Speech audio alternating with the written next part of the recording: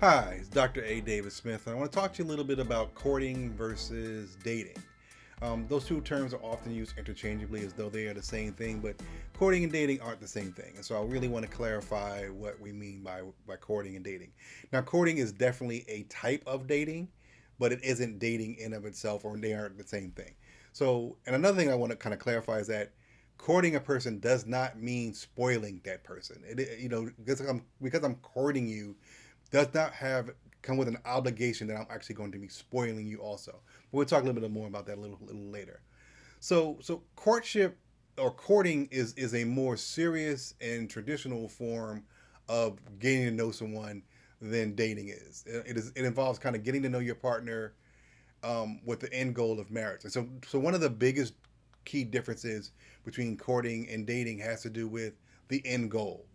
People court to get married. That's the way we want to go. Versus dating, an end goal of dating can be marriage, but it can also be a whole lot of other different things: sex, companionship, friendship, free meals from some women. And so there are a variety of reasons why people date. Another difference has to do with the level of commitment. Typically, in a courting arrangement or courting relationship, um, it's commitment. It's one on one. It isn't I'm courting you and I'm courting lots of other people, or I'm courting you and I'm seeing lots of other people. It's an exclusive arrangement between two people.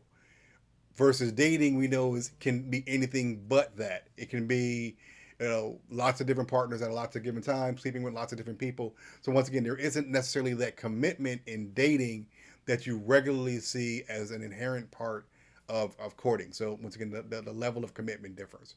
Another difference has to do with level of emotional investment.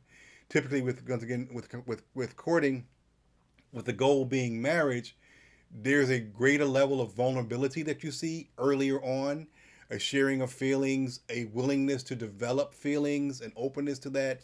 You're not kind of building walls and holding people back from getting to know you or expressing how you really feel that you may see in dating, where emotions and feelings typically develop over longer periods of time, and folks are less willing to share where they are feeling wise or emotion wise in the dating process. So once again, there isn't that same openness of of um, of expression or feelings. Um, Another difference has to do with the role of sex. Typically, in a courtship arrangement or courting, sex is withheld. You don't see sex often happening because once again, the focus is on building um, a close connection to this person based on emotions and similarities, and so really focusing on building this bond rather than sex, which sex often disrupts these ability to build these bonds.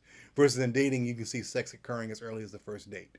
And so once again, the role that sex plays in dating versus courtship is very different. Typically, once again, you don't see sex at all in a courting relationship. Another difference has to do with duration.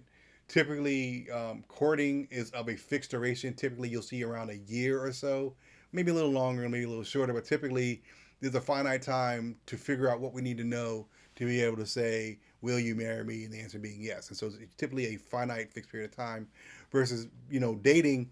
You've heard of dating people. People have been dating for years. And so there aren't any typical, fixed milestones in dating.